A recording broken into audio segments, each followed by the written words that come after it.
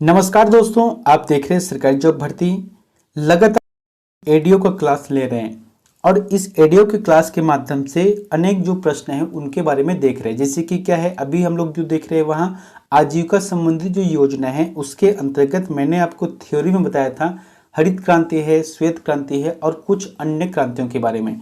तो आज जो है हरित क्रांति, श्वेत क्रांति और कुछ अन्य जो क्रांति है इससे संबंधित लगभग 30 वस्तुनिष्ठ प्रश्न को हम लोग यहाँ पर देखने वाले हैं।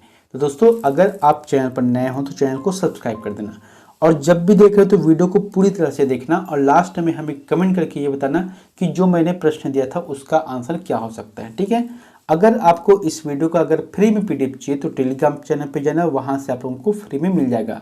दोस्तों, अगर वीडियो अच्छा लगता है ना तो अपने दोस्तों के पास भी शेयर किया करो ताकि उन्हें भी पता चल सके। और यहाँ पर जितने भी बताया जाते हैं वह पूरी तरह से फ्री है, निःशुल्क है। पीडीएफ भी फ्री और निःशुल्क रहेगा। चलते हैं वीडियो की तरफ।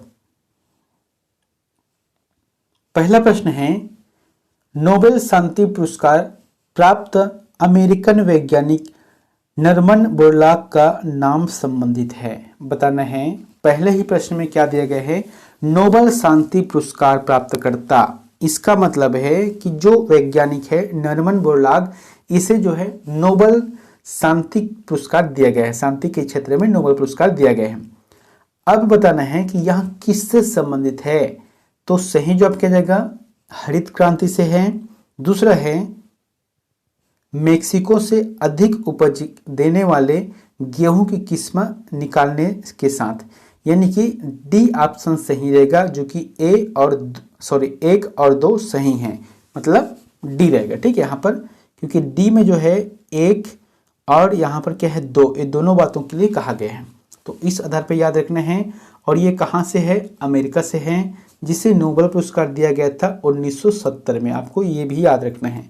दोस्तों, विश्व में हरित क्रांति का जनक कहा जाता है नॉर्मन बोरलॉग को, और इनका जो जन्म है 1914 जो कि अमेरिका में हुआ है। एक प्रश्न के साथ आपको 3-4 अतिरिक्त जानकारी मिलता है। दूसरा है, हरित क्रांति से गहरा संबंध रहा है।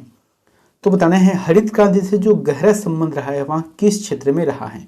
जैसे कि हरी खाद का प्रयोग वाला रहा है, कि अधिक फसल उगाना है, या उच्च उत्पाद वैरायटी प्रोग्राम है, या हरी वनस्पति है। तो मैंने आपको जब थ्योरी में पढ़ाया था उसमें बताया था कि कम दाने में ज़्यादा उपज है, यानी कि कम लागत में ज़्यादा उपज करना, ये जो हरित क्रांति का मुख्य लक्ष्य था। तो सी ऑप्शन सही रहेगा, यानी कि उच्च उत्पाद वैरायटी प्रयोग करना है।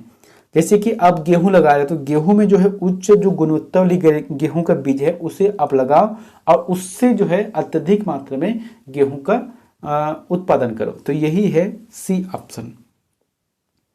अगला है, भारत में हरित क्रांति का जनक किसे माना जाता है। भारत में हरित क्रांति का जो जनक है वहां डॉक्टर एम स्वामीनाथन को माना जाता है, और विश्व में नॉर्मन बोरलॉग है। और इनका जन्म कहाँ हुआ है, तमिलनाडु के चेन्नई में हुआ है। ठीक है। चौथा प्रश्न है, भारत में हरित क्रांति किस मामले में सर्वाधिक सफल रही। अब बताना है कि जो भारत में हरित क्रांति सफल हुआ था वह कौन से मामले में है जिसमें सर्वाधिक रूप से सफलता प्राप्त की है। तो इसका जो आंसर क्या जाएगा, देखो ऐसे तो बहुत सारे क्षेत्र हैं जहां पर हरित क्रांति का प्रयोग किया गया, लेकिन मुख्यतः रूप से गेहूं और चावल में सर्वाधिक रूप से सफलता प्राप्त हुई है, यानी कि सफलता मिली है। पांचवा प्रश्न है, भारतीय हरित क्रांति की जन्म स्थली है। क्या बोला गया है, भारतीय हरित क्रांति के जन्म स्थली, यानी कि कह सकते हैं कि पहली बार प्रयोग कहाँ पर किया गया है, कौन सा स्थल पर किया है। तो ये रहेगा पंतनगर। पंतनगर कहाँ है, उत्तराखंड राज्य में है पंतनगर, और यहीं पर जो है हरित क्रांति की जन्म स्थली से कहा गया है। दोस्तों, प्रश्न जो कि बहुत ही छोटे छोटे हैं, लेकिन ऐसा मत समझना क्योंकि जब एग्जाम में यही चीज घुमा कर पूछते हैं, खासकर से जो कथन है ये कुट वाले संबंध में, तो फिर परीक्षार्थी अभ्यर्थी घूम जाता है। तो फिर आप कोशिश करना जितना भी पढ़ रहे हो उसे एक बार दो बार जरूर रिपीट करें, ताकि आपसे जो प्रश्न कभी भी आए तो फिर आसानी से बन सके। छठवां प्रश्न है, भारत में हरित क्रांति की निम्नलिखित विशेषताएं हैं। बताना है, भारत में हरित क्रांति की निम्नलिखित विशेषता है तो कौन सी है। जैसे कि 4 ऑप्शन दिया है, रासायनिक खादों का प्रयोग, ये तो है ही। क्योंकि हरित क्रांति में ये सब चीज किया है। दूसरा है यंत्रों का उपयोग, तो ये भी जो है सही रहेगा। उसके बाद तीसरा है मतलब स में क्या है, बड़े फार्मों का विकास, तो ये जो गलत है, क्योंकि हरित क्रांति में बड़े फार्मों के बारे में इस तरीके से कुछ उल्लेख नहीं है, बशर्ते हरित क्रांति के माध्यम से जो जमीन है उस पर अत्यधिक उत्पादन, ये सही रहेगा। लेकिन सा ऑप्शन गलत है। द ऑप्शन में क्या है, अधिक उपज प्रकार की बीजों का प्रयोग, तो फिर अ ब और द सही रहेगा। सी ऑप्शन में इस चीज का उल्लेख है। अगला है भारत में हरित क्रांति जब आरंभ हुई तो निम्न में से कौन इससे संबंधित नहीं था, तो बताना। जैसे कि यहाँ पर 4 ऑप्शन हैं। जब हरित क्रांति की शुरुआत हुई, मैंने बताया था 1966 और 67 में भारत में हुई है, तो इस समय जो हरित क्रांति की शुरुआत हुई उसमें निम्न में से कौन संबंधित नहीं था, बताना है। तो सबसे पहला जो आता है क्या है, वो डॉक्टर सर्वपल्ली राधाकृष्णन। तो दोस्तों ये जो है उस समय के तत्कालिक राष्ट्रपति थे। उसके बाद है श्रीमती इंदिरा गांधी, जो कि उस समय के तत्कालिक प्रधानमंत्री थे। और एस सुब्रमण्यम, जो कि उस समय के तत्कालिक खाद्य मंत्री थे। लेकिन जो डी ऑप्शन है वहां गलत है, क्योंकि रफी अहमद किदवई उस समय संबंधित नहीं थे, तो डी ऑप्शन सही रहेगा, जो कि संबंधित नहीं है।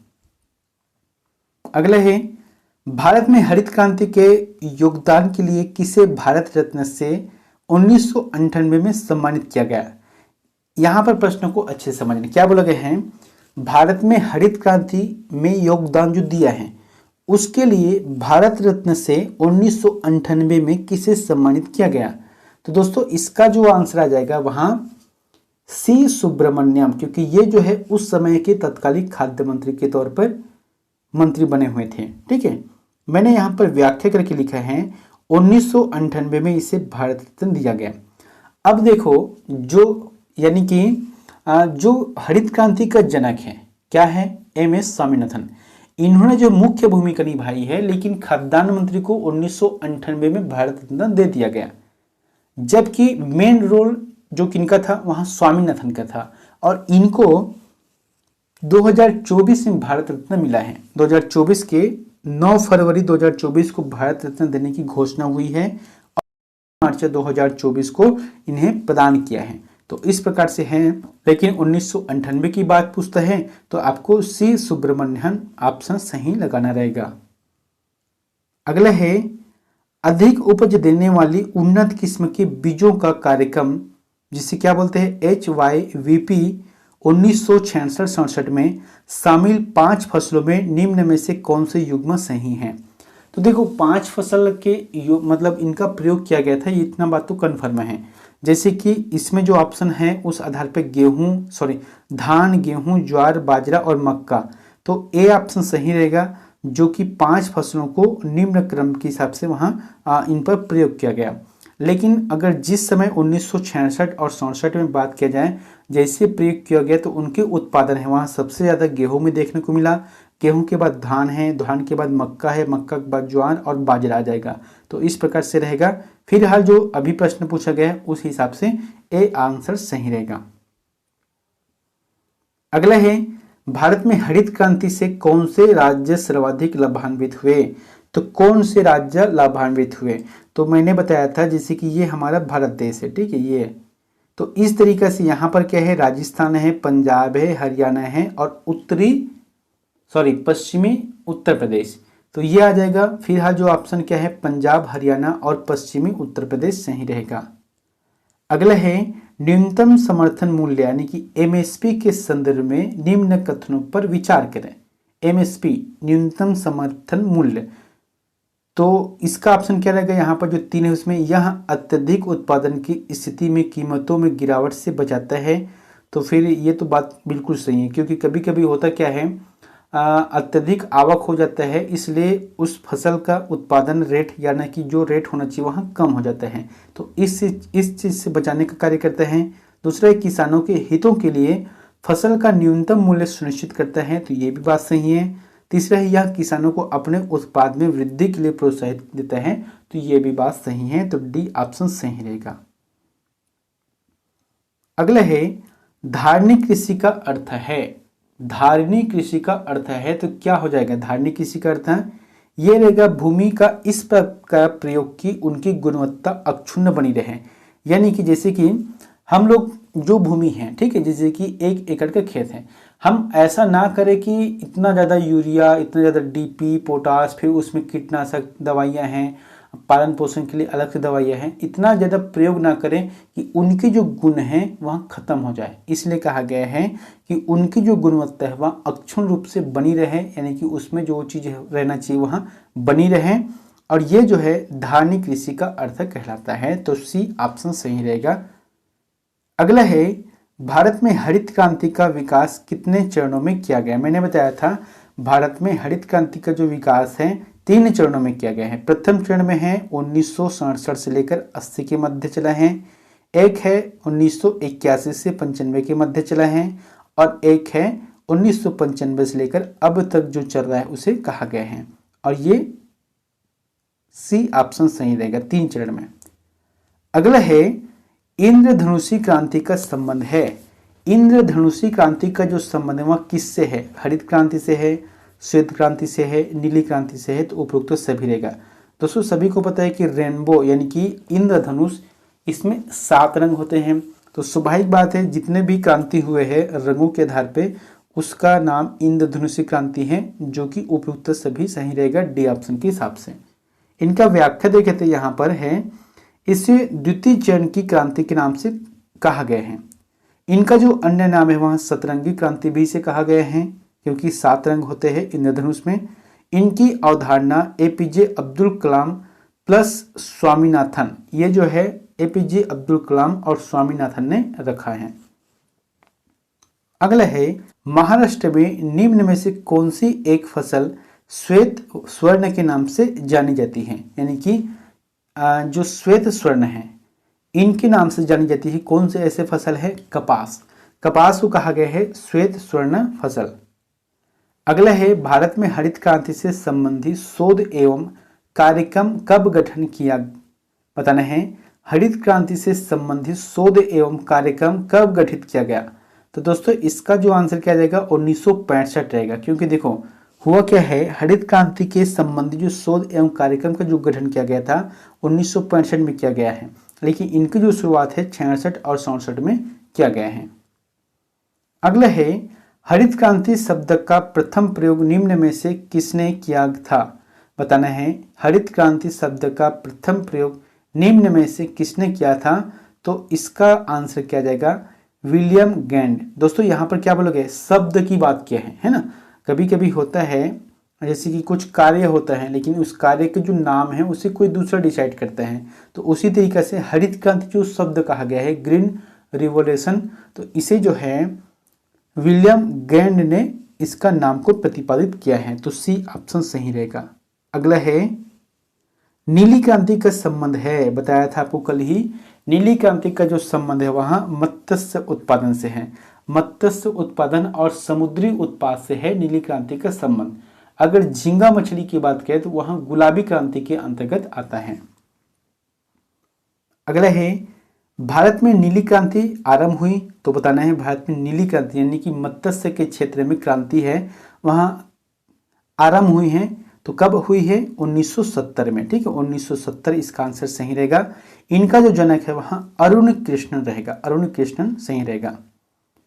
अगला है, पीली क्रांति किसके उत्पादन से संबंधित है? बताना है पीली क्रांति। तो दोस्तों पीली जो क्रांति है वहाँ तिलहन फसल से है। तिलहन फसल मतलब क्या होता है, जितनी भी फसल है उससे तेल प्राप्त होता है, जैसे कि तिल का है, सोयाबीन का है, सूरजमुखी का है, फल्ली का है, तो इससे क्या है तेल की प्राप्ति होती है। सरसों है, तो इसे जो है पीली क्रांति के अंतर्गत रखा गया है। और इनके जो जनक है वहाँ शशांक पांडे रजवार रहेगा। 21वां नंबर का प्रश्न है, सुमिलित कीजिए। चलो बताओ इसका आंसर क्या होगा। एक तरफ है क्रांति है, एक तरफ है उनके जनक है, तो आपको जो याद है ना पहले आप उसी चीज को बनाओ। जैसे कि 2 तो याद ही होगा लगभग सभी को, एक है हरित क्रांति जिनके जनक हुए थे MS स्वामीनाथन, एक है श्वेत क्रांति जिनके जनक हुए हैं ये वर्गीस कुरियन।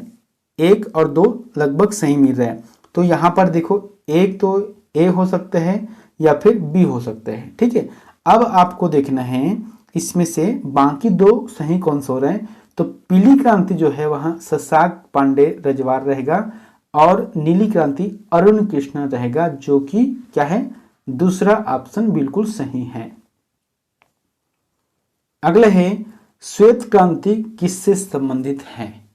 श्वेत क्रांति किससे संबंधित है बताना है। खाद्यान्न उत्पादन से है कि तिलहन उत्पादन से है कि दुग्ध उत्पादन से है या मत्स्य उत्पादन से है। तो दोस्तों इसका जो आंसर आ जाएगा वहां श्वेत क्रांति दुग्ध उत्पादन से है। दूध का जो प्रोडक्शन है उसे अत्यधिक मात्रा में करना है।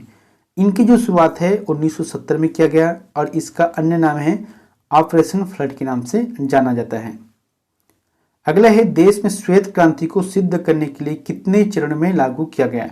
तो कोई भी चीज का अगर सफलता प्राप्त करनी है तो चरणबद्ध तरीके से कार्य करना पड़ता है। तो देश में श्वेत क्रांति को लागू करने का जो श्रेय है, यानी कि आज जो जिस तरीके से है, इनका श्रेय 3 चरणों में हुआ है। एक तो है 1970 से 80 के बीच में, दूसरा है 81 से 85 के बीच में और तीसरा है 1986 से 96 के बीच में। अगला है सहकारी संघ के रूप में अमूल की स्थापना कब की गई थी। काफी इंपॉर्टेंट है। सहकारी संघ ये जो है अमूल की स्थापना 1946 में किया गया था। 1946 में गुजरात राज्य के खेड़ा जिले के आनंद नामक नगर में इस क्रांति की शुरुआत की गई। और अमूल का जो फुल फॉर्म रहता है, जैसे कि अमूल है ना, ये अमूल का जो फुल फॉर्म है वहां आनंद मिल्क यूनियन लिमिटेड, जो कि गुजरात में है। अगला है मदर डेयरी की स्थापना ऑपरेशन फ्लड के किस चरण में हुई। तो मदर डेयरी की जो स्थापना है, जैसे कि अलग अलग दूध का ब्रांड आता है, देवभोग का आ गया, मदर डेयरी का आ गया है ना, और जो है क्या है अभी बताया था अमूल का है। तो मदर डेयरी के जो स्थापना है वहां ऑपरेशन फ्लड के कौन से चरण में हुआ था, क्योंकि 3 चरण हुआ है। तो ये रहेगा प्रथम चरण। प्रथम चरण के अंतर्गत इनकी स्थापना की गई है। अगला है दुनिया का सबसे बड़ा डेयरी विकास कार्यक्रम कौन सा है। अभी बताया था दुनिया का सबसे बड़ा डेयरी विकास कार्यक्रम वहां ऑपरेशन फ्लड है, जिनकी शुरुआत 1970 में किया गया था।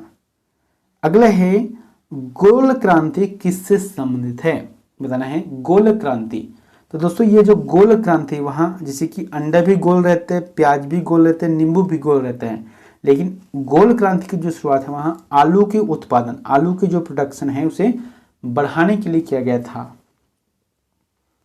अगले है लाल क्रांति किससे संबंधित है। काफी इंपॉर्टेंट है। लाल जो क्रांति वहां एक तो है टमाटर उत्पादन से, क्योंकि ये लाल रहता है, और एक है मांस उत्पादन से, यानी कि 1 और 2 सही रहेगा डी ऑप्शन का। अगर प्रश्न आता है लाल क्रांति के जनक कौन है तो विशाल तिवारी इसका आंसर सही लगाना है। अगला है भूरी क्रांति किसके उत्पादन से संबंधित है। बताया था आपको जो भूरी क्रांति है वहां उर्वरक और कृषि उर्वरक और रसायन से हैं। जितने भी अभी रसायन का प्रयोग करते हैं, उर्वरक का प्रयोग करते हैं, ये सभी क्या है भूरी क्रांति के अंतर्गत आता है। अब दोस्तों अंतिम का प्रश्न आप लोगों के लिए होमवर्क है, तो इसका आंसर हमें कमेंट बॉक्स पर जाकर जरूर बताना है। क्या है प्रश्न कि परामणि क्रांति किससे संबंधित है। अगर आपने मेरा जो पिछले वीडियो है उसे अगर देखा है तो आपको पता चल जाएगा कि परामणि क्रांति किससे संबंधित है। जैसे भिंडी उत्पादन से है कि टमाटर उत्पादन से है कि भाटा उत्पादन से है या मिर्ची की खेती से है। तो इन चारों में से जो भी आंसर आपको सही लगता है तो प्लीज़ हमें कमेंट बॉक्स पर जाकर जरूर बताएं। मिलते हैं नेक्स्ट वीडियो में एक नई जानकारी के साथ। Thank you.